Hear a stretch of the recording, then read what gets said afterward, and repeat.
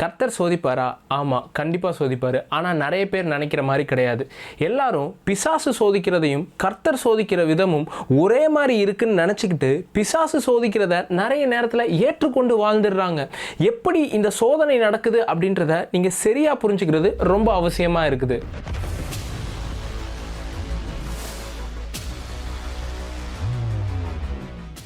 இப்போ தான் first time பார்த்துக்கிட்டு இருக்கிறீங்கன்னா சப்ஸ்கிரைப் பண்ணிக்கோங்க. நிறைய பேரோடைய பிரச்சனை என்ன தெரியுமா? பிசாசானவன் சோதிக்கிறத இதை கர்த்தர் தான் இப்படி என்ன சோதிக்கிறாருன்னு நினச்சி நம்பி அதிலேயே வாழ்ந்துக்கிட்டு இருக்கிறாங்க. கர்த்தர் தான் இந்த வியாதியை தந்தார், கர்த்தர் தான் இந்த தரித்திரத்தை தந்தார், கர்த்தர் தான் இந்த மரணத்தை தந்தார் அப்படின்னு சொல்லிட்டு பிசாசானவன் தரக்கூடிய ஒவ்வொரு ப்ராடக்டையும் கர்த்தர் தான் கொடுத்தாருன்னு நினச்சிட்டு வாழ்ந்துக்கிட்டு இருக்கிறாங்க. வேத வசனம் சொல்லுது, அவர் ஒருவனையும் பொல்லாங்கினால் சோதிக்கிறவர் அல்ல, சோதிக்கப்படுகிற எவனும் நான் தேவனால் சோதிக்கப்படுகிறேன் என்று சொல்லாதிருப்பானாக அப்படின்னு வசனம் சொல்லுது. ஏன்னா அவர் ஒருத்தரையும் வியாதியை தந்தோ மரணத்தை தந்தோ இந்த மாதிரி விஷயங்களை கொடுத்து சோதிக்கிறவர் அல்லன்னு வசனம் தெளிவாக சொல்லிடுச்சு. யாராவது வந்து கர்த்தர் இந்த வியாதியை தந்து, கர்த்தர் இந்த தரித்திரத்தை தந்து, இந்த வழியாக இந்த பாடுகளின் வழியாக உன்னை கர்த்தர் உன்னை போதிச்சுக்கிட்டு இருக்கிறாரு, உன்னை சோதிக்கிறாருன்னு யாராச்சும் உங்கள்கிட்ட சொன்னாங்க அப்படின்னா அது தவறான டீச்சிங்காக இருக்கு. ஏன்னா ஒருவனையும் அவர் பொல்லாங்கினால் சோதிக்கிறவர் அல்லன்னு வசனம் தெல்ல தெளிவாக சொல்லிருச்சு. ஏன்னா அவர்கிட்ட இல்லாத ஒரு விஷயத்தை அவரால் கொடுத்து சோதிக்க முடியாது. அவர்கிட்ட வியாதி இல்லை, அவர்கிட்ட மரணம் இல்லை, அவர்கிட்ட தரித்திரம் இல்லை, இல்லாத ஒன்று அவரால் எப்படிங்க கொடுக்க முடியும்? வசனம் சொல்லுது, நன்மையான எந்த ஈவும் பூரணமான எந்த வரமும் பரத்திலிருந்து உண்டாகி அது ஜோதிகளின் பிதாவினிடத்திலிருந்து இறங்கி வருகிறது, அவரிடத்தில் யாதொரு மாறுதலும் இல்லை, யாதொரு வேற்றுமையின் நிழலும் இல்லைன்ட்டு இருக்கு. எல்லா நல்ல ப்ராடக்டும் பரலோகத்திலிருந்து அவருடைய கரத்திலிருந்து வருது அப்படின்ட்டு இருக்கு. அப்போ கெட்ட ப்ராடக்ட் அவரிடத்துலேருந்து வர்றது கிடையாதுன்றதை நீங்கள் புரிஞ்சுக்கிட்டீங்கன்னா சில சோதனையை நீங்கள் ஏற்றுக்கொள்ள மறுப்பீங்க. நீங்கள் எப்போல்லாம் இந்த பிரச்சனையை கொடுத்து கர்த்தர் என்ன சோதிக்கிறாருன்னு சொல்கிறீங்களோ அந்த எல்லா சமயத்திலையும் நீங்கள் பொய்யராக மாற ஆரம்பிக்கிறீங்க. நம்ம கிறிஸ்தவர்களுடைய பிரச்சனை என்ன தெரியுமா? சில வசனங்களை நம்ம எதையோ தியாகம் பண்ணிட்ட மாதிரி சொல்லுவோம் பாருங்கள். கர்த்தர் கொடுத்தார், கர்த்தர் எடுத்தார், கர்த்தருக்கே ஸ்தோத்திரம் அப்படின்னு சொல்லுவோம். இந்த வார்த்தை ஒன்றும் சரியான வார்த்தை கிடையாது. ஏன்னா இது யோபனுடைய புரிந்து கொள்ளுதலிருந்து வரக்கூடிய வார்த்தை. யோபை பொறுத்த வரைக்கும் என்ன தெரியுமா? கர்த்தர் கொடுத்தார், கர்த்தர் எடுத்தார். ஆனா அது உண்மையிலேயே நடக்கல. கர்த்தர் கொடுத்தாரு, பிசாசானவன் எடுத்தான் அப்படின்னு வசனம் சொல்லுது. ஏன்னா சோதிக்கப்படுகிற எவனும் நான் தேவனால் சோதிக்கப்படுகிறேன் என்று சொல்லாதிருப்பானாக. அப்போ கர்த்தர் தான் என்ன சோதிச்சாருன்னு சொல்லக்கூடாது அப்படின்னு வசனத்துல இருக்கு. பிசாசானவன் தான் வந்து சோதிச்சுட்டு போறான். நமக்கு இருக்கிற பிரச்சனை என்னன்னா, சில சமயத்துல பிசாசானவன் எதையாவது எடுத்துட்டு போயிடுறான். நம்ம சொல்றோம் கர்த்தர் எடுத்தார், ஸ்தோத்திரம் பிரதர் அப்படின்னு சொல்லிடுறோம். ஹே, எடுத்தது கர்த்தர் அல்ல, கொடுத்தது தான் கர்த்தர்.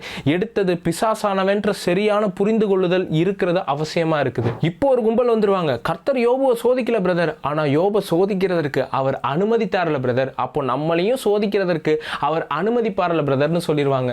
இவங்களுக்கு சோதனைக்கான அர்த்தம்னா என்னன்னே தெரியல.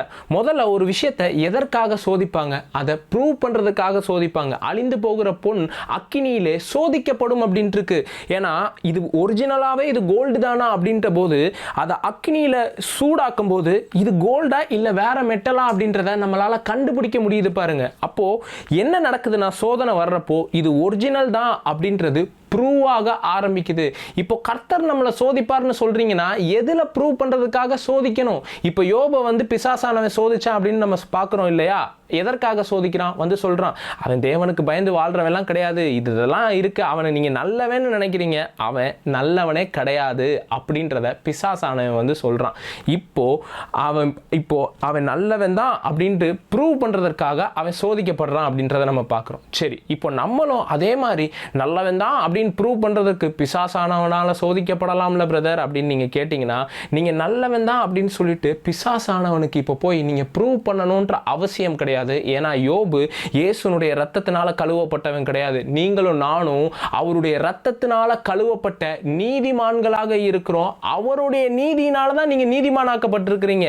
நீங்க ஏதோ நல்லதெல்லாம் செஞ்சு நீங்க யாருக்கும் ப்ரூவ் பண்ண வேண்டியது இல்லை. பழைய ஏற்பாட்டில் ப்ரூவ் பண்ண வேண்டியது இருந்துச்சு. ஏன்னா பிசாசு வந்து கம்ப்ளைண்ட் பண்ணுவான், இவன் நல்லவன் கிடையாது, நல்லவன் கிடையாதுன்றதை கம்ப்ளைண்ட் பண்ணுவான். வசனம் சொல்லுது, நம்மளுடைய சகோதரரின் பேரில் இரவும் பகலும் குற்றம் சாட்டுகிறவன் தாழ தள்ளப்பட்டு போனான் இருக்கு. ஏன்னா இயேசு கிறிஸ்துனுடைய நீதி உங்க மேல வந்ததுக்கு அப்புறம் பிசாசானவன் பரலோகத்துல போய் இவன் பாவி, இவனை சோதிங்க அப்படின்னு சொல்ல முடியாது. வியாதியை கொடுங்கன்னு சொல்ல முடியாது. தரித்திரத்தை கொடுங்கன்னு சொல்ல முடியாது. இந்த பிரச்சனையை கொடுத்தா அவன் அப்படின்னு சொல்ல முடியாது. ஏன் தெரியுமா? ஏன்னா அவருடைய நீதியே உங்க மேல இருக்கிறதுனால அவருடைய ரைச்சியஸ்னஸை டெஸ்ட் பண்ற அளவுக்கு இந்த உலகத்துல எவனுமே கிடையாது. அவருடைய ரைச்சியஸ்னஸை டெஸ்ட் பண்றதுக்கு எந்த தேவ தூதனும் கிடையாது. ஏன்னா அவருடைய நீதியவே உங்க மேல கொடுத்திருக்கிறாரு. சரி பிரதர், அப்போ கர்த்தர் எப்படி பிரதர் சோதிப்பார் அப்படின்னு கேட்டீங்கன்னா, கர்த்தர் கொடுத்து சோதிப்பார், பிசாசு எடுத்து சோதிப்பான். ரெண்டுத்துக்கும் வித்தியாசம் இருக்கு. பிசாசானவன் உங்ககிட்ட இருந்து ஒவ்வொரு விஷயத்தையும் எடுத்துருவான். ஹெல்த் எடுத்துருவான், வெல்த் எடுத்துருவான், என்னென்னத்தை உரிய முடியுமோ திருடிட்டு போயிடுவான். ஆனா கர்த்தர் அப்படி கிடையாது. உங்ககிட்ட ஒரு விஷயத்தை கொடுத்துட்டு சோதிப்பாரு. அவனுடைய திறமைக்கு தக்கதாக 5 தாளந்த ஒருத்தனுக்கு தராரு, 2 தாளந்த ஒருத்தனுக்கு தராரு, 1 தாளந்த ஒருத்தனுக்கு தராரு. இப்போ அவங்ககிட்ட கொடுத்துட்டு அவங்கள டெஸ்ட் பண்ணி பார்க்குறாரு. அப்போ கர்த்தர் என்ன பண்ணுவார்னா, உங்க கையில ஒன்று கொண்டு வந்து கொடுத்துட்டு இப்போ உங்களை டெஸ்ட் பண்ணுவாரு. நீங்க சொல்லுவீங்க, ஆண்டவரே உங்க கூட நேரம் செலவழிக்கிறதுக்கு எனக்கு டைமே கிடைக்க மாட்டேங்குன்னு சொல்லுவீங்க. நீங்க ஃப்ரீ ஆகுற அளவுக்கு அவர் உங்களுக்கு டைமை தருவார். இப்போ உங்களை டெஸ்ட் பண்ணுவார், நீங்க அவருடைய வார்த்தையின் மேல கவனமா இருக்கிறீங்களா அப்படின்னு சொல்லிட்டு. நீங்க சொல்லுவீங்க, ஆண்டவரே என் கையில ஒரு நல்ல வேலை கிடைச்சா என்ன ஒரு நல்ல போஸ்டிங்கு கொண்டு போங்க ஆண்டவரே, நான் சூப்பராக வாழ்வேன் ஆண்டவரே நீங்கள் சொல்லுவீங்க. நான் உங்களை தேடுவேன் ஆண்டவரேன்னு சொல்லுவீங்க. கர்த்தர் இப்போ அந்த ஜாப் உங்கள்கிட்ட கொடுப்பாரு, உங்களை பெரிய போஸ்டிங்கில் கொண்டு வந்து அமர்த்திடுவார்.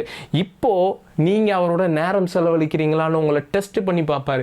இப்போவும் உங்களுடைய ஹார்ட் அவர்கிட்ட இருக்கான்னு டெஸ்ட் பண்ணி பார்ப்பாரு. நீங்கள் சொல்லுவீங்க, ஆண்டவரே என்கிட்ட பண பிரச்சனை இருக்குது, என்கிட்ட காசு நிறைய இருந்துச்சுன்னா நான் ஊழியத்துக்குலாம் நிறைய கொடுப்பேன் ஆண்டவரே, நான் நிறைய நல்லது செய்வேன் ஆண்டவரே, என்கிட்ட கொடுக்குறதுக்கு என்னை ஆசீர்வதிங்க அப்படின்னு நீங்கள் சொல்லுவீங்க. என் கையில் இப்போ காசு இல்லை, இருந்திருந்தா நான் ஊழியத்துக்குலாம் அப்படி கொடுப்பேன் பிரதர் அப்படின்னு சொல்லுவீங்க. பார்த்தா கர்த்தர் உங்களை ஃபைனான்ஷியலி பயங்கரமாக பிளஸ் பண்ணிடுவார். உங்கள்கிட்ட அவ்வளோ காசு பணம் இருக்கும். இப்போது அவர் உங்களுடைய ஹார்ட்டை டெஸ்ட் பண்ணுவார். இவன் கொடுக்குறானா கொடுக்க மாட்டானா அப்படின்றத பார்ப்பாரு. என்ன பண்ணுவார்னா, உங்கள்கிட்ட கொடுத்துட்டு சோதிக்க ஆரம்பிப்பார். இப்போ ஆபிரகாமுக்கு என்ன பண்ணுறாருனா, ஈசாக்கை கொடுக்குறாரு. ஈசாக்கை கொடுத்துட்டு இவனுடைய ஹார்ட்டு இப்போது இந்த வாக்கு தத்தமாகிய ஈசாக்கின் மேலே இருக்குதா இல்லை வாக்கு பண்ணினவராகிய என் மேலே இருக்குதா அப்படின்னு சொல்லிட்டு அவனை டெஸ்ட் பண்ணுறாரு. அப்போ கர்த்தருடைய விதமே எப்படி இருக்குன்னா, ஒருத்தனுக்கு நல்லா பிளஸ் பண்ணுவார். இது வரைக்கும் நான் பார்த்ததில் ஒன்று 10,000% இதை கர்த்தர் செய்வார்னு நான் கேட்டிங்கன்னா நான் என்ன தெரியுமா சொல்லுவேன், அவர் இடத்துல ஒரு மனுஷன் உன்னை ஹார்ட்ஃபுல்லாக கேட்டான்னு வைங்களேன், அதை கண்டிப்பாக அவன் லைஃப்பில் கொடுப்பாரு. ஆனால் கொடுத்துட்டு அவர் உன்னை ரொம்ப எக்ஸ்பெக்ட் பண்ணுவார். இவன் மறுபடியும் என்கிட்ட வரானா அப்படின்றத எக்ஸ்பெக்ட் பண்ணுவார். ஒரு பெரிய ஜாபை கொடுப்பார், பெரிய போஸ்டிங் கொடுப்பார், எல்லாத்தையும் கொடுப்பாரு. அந்த நேரத்தில் நீங்கள் மறுபடியும் வந்து இது உங்களால் வந்துச்சு ஆண்டவரே, நீங்கள் என்னை உயர்த்திருக்கிறீங்க, நீங்கள் என்னை மேன்மைப்படுத்தியிருக்கிறீங்க, நீங்கள் என்னை மகிமைப்படுத்தியிருக்கிறீங்க, உங்களுக்கு ஒரு பெயர் புகழ் வரும், பயங்கரமான ஒரு இடத்துக்கு போவீங்க.